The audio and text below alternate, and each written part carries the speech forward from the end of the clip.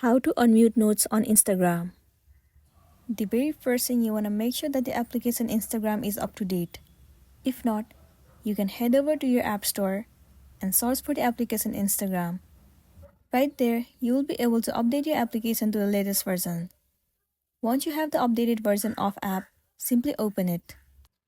Enter your login credential, as in your username and the password, and log into your specific account. It will land you on this page once you are logged in.